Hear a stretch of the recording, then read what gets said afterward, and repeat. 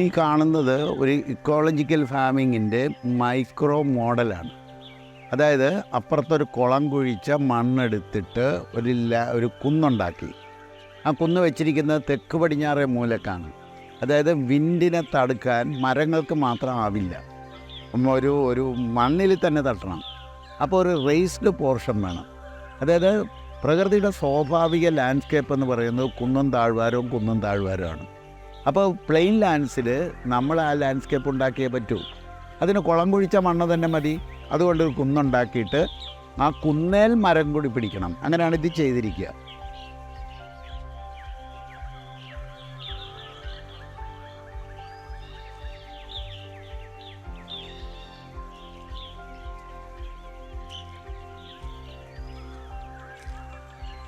ഈ മരങ്ങളെല്ലാം എത്ര വലിയ മരങ്ങളാണ് പിടിച്ചിരിക്കുന്നത്. ഇത് നാഗലിംഗ മരം എന്ന് പറയുന്ന ഹാനൻ ബോൾ ട്രീ ആണ്. ആ ഒരൊറ്റ മരവും ഈ ഒരു മരവും കൊണ്ട് തന്നെ നമുക്ക് വിൻഡ് ബ്രേക്കിംഗ് സാധ്യമാക്കാൻ പറ്റും. പിന്നെ മുളകൾ ഇതെല്ലാം കൊണ്ട് ഇത് ഓരോ വർഷം കഴിയുന്തോറും ഇത് ഡെൻസാക്കിക്കൊണ്ടിരിക്കും, കൂടുതൽ ഡെൻസാക്കിക്കൊണ്ടിരിക്കും. അങ്ങനെ വരുമ്പോഴത്തേക്ക് ഈ ഒരു കുളം, കുന്ന്, ഒരു കാട്, ഒരു നാച്ചുറൽ ഇക്കോസിസ്റ്റം, ഇത് മൂന്നും കൂടി ചേർന്ന് കഴിഞ്ഞാൽ അവിടെ ഒരു മൈക്രോ ക്ലൈമറ്റ് ക്രിയേറ്റ് ചെയ്യാൻ നമുക്ക് പറ്റും. അതാണ് നമ്മൾ ചെയ്തുകൊണ്ടിരിക്കുന്നത്. ആ മൈക്രോ ക്ലൈമറ്റ് ഇങ്ങനെ ഓരോ ഏക്കറിലും ഒരു 10 സെൻറ്റ് ഒരു മൈക്രോ ക്ലൈമറ്റ് ഉണ്ടാക്കാൻ പറ്റുന്ന ഒരു നാച്ചുറൽ ഇക്കോസിസ്റ്റം വേണം. നാച്ചുറൽ ഇക്കോസിസ്റ്റം ഇതിന് ചുറ്റും വിളകൾ കൊണ്ടുള്ള ഒരു കാട്, ഒരു കൾട്ടിവേറ്റഡ് ഇക്കോസിസ്റ്റം. അപ്പോൾ ഒരു നാച്ചുറൽ ഇക്കോസിസ്റ്റം, ഒരു കൾട്ടിവേറ്റഡ് ഇക്കോസിസ്റ്റം. അടുത്ത ഏക്കറിലും അതേമാതിരി തന്നെ ഒരു നാച്ചുറൽ ഇക്കോസിസ്റ്റം, ഒരു കൾട്ടിവേറ്റഡ് ഇക്കോസിസ്റ്റം. അപ്പോൾ ഈ സിസ്റ്റം മുഴുവൻ കൂടി വന്നു കഴിഞ്ഞാൽ വാട്ടർ ഹാർവെസ്റ്റിംഗ് ഓട്ടോമാറ്റിക്കാണ്. പിന്നെ ബയോഡൈവേഴ്സിറ്റി കൺസർവേഷൻ, ഈ പ്രദേശത്തെ സകല ജൈവ വൈവിധ്യവും സസ്യജാലങ്ങളുടെയും ജീവജാലങ്ങളുടെയും വൈവിധ്യം ഇവിടെ സംരക്ഷിക്കപ്പെടും. കൂടാതെ ബയോളജിക്കൽ കൺട്രോൾ നടക്കും. ഈ പ്രദേശത്തെ കിളികളും ജീവജാലങ്ങളും എല്ലാം ചേക്കേറി നാച്ചുറൽ ബയോളജിക്കൽ കൺട്രോൾ, അവിടെ കീടനിയന്ത്രണം ഓട്ടോമാറ്റിക്കായിട്ട് നടക്കും. അതുകൂടാതെ തന്നെയാണ് നമുക്കുണ്ടാകുന്ന ഈ വിൻഡ് ബ്രേക്ക് ചെയ്യും. അപ്പോൾ വിൻഡ് ബ്രേക്ക്, ഒരു മൈക്രോ ക്ലൈമറ്റ്, ഇതെല്ലാം കൂടി ചേർന്നിട്ടുള്ള ഒരു ഡിസൈനിങ് ആണിത്. ഇതൊരു അഗ്രോ ഇക്കോളജിക്കൽ ഡിസൈനിങ് ആണ്.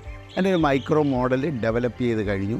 ഇനി ഇതിൻ്റെ ചുവട് പിടിച്ച് നമ്മുടെ ഏത് വേസ്റ്റ് ലാൻഡിനെയും നമുക്ക് ഫാം ലാൻഡാക്കി മാറ്റിയെടുക്കാൻ പറ്റും. കാരണം പെയ്തിറങ്ങുന്ന വെള്ളത്തെ മുഴുവൻ ഈ കുന്നിൽ ഹാർവെസ്റ്റ് ചെയ്യും. കുന്നിൽ ഹാർവെസ്റ്റ് ചെയ്യുന്നത് കുളത്തിൽ ഹാർവെസ്റ്റ് ചെയ്യും. അണ്ടർഗ്രൗണ്ട് ഫ്ലോ ഈ കാട് കൺട്രോൾ ചെയ്യും. ഇങ്ങനത്തെ വാട്ടർ കൺസർവേഷനും വിൻഡ് ബ്രേക്കിങ്ങും ബയോഡൈവേഴ്സിറ്റി കൺസർവേഷനും ബയോളജിക്കൽ കൺട്രോളും മൈക്രോ ക്ലൈമറ്റും ചേർന്ന സമഗ്രമായ ഒരു ഡിസൈനിങ്ങിലൂടെയാണ് നമ്മൾ ഒരു ഇക്കോളജിക്കൽ ഫാമിംഗ് ഡിസൈൻ ചെയ്ത് കൊണ്ടുവരിക. വെറും വിള ഉണ്ടാക്കൽ മാത്രമായി കൃഷിയെ അധപ്പതിച്ച് പോകരുത്, തരം താഴ്ത്തരുത്. കൃഷി എന്ന് പറഞ്ഞാൽ ഒരു വൈഡ് ആംഗിളിൽ നമ്മൾ കാണാൻ പറ്റണം.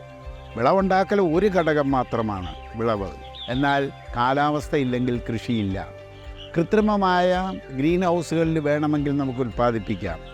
പക്ഷേ നമ്മളുടെ ശരീരത്തിൻ്റെ ടെമ്പറേച്ചർ അഡ്ജസ്റ്റ് ചെയ്യേണ്ട ഒരു കഴിവ് വേണമെന്നുണ്ടെങ്കിൽ കാലാവസ്ഥയെ അതിജീവിക്കുന്ന സസ്യങ്ങളിൽ, പ്രതിരോധിക്കാൻ കഴിവുള്ള സസ്യങ്ങളുടെ ഫലങ്ങൾ കഴിച്ചേ പറ്റൂ.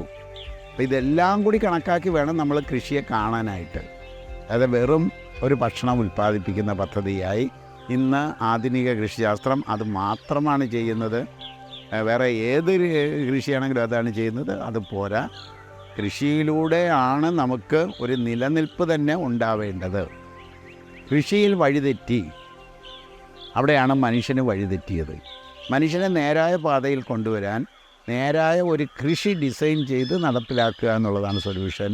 അതാണ് നമ്മൾ ചെയ്തുകൊണ്ടിരിക്കുക.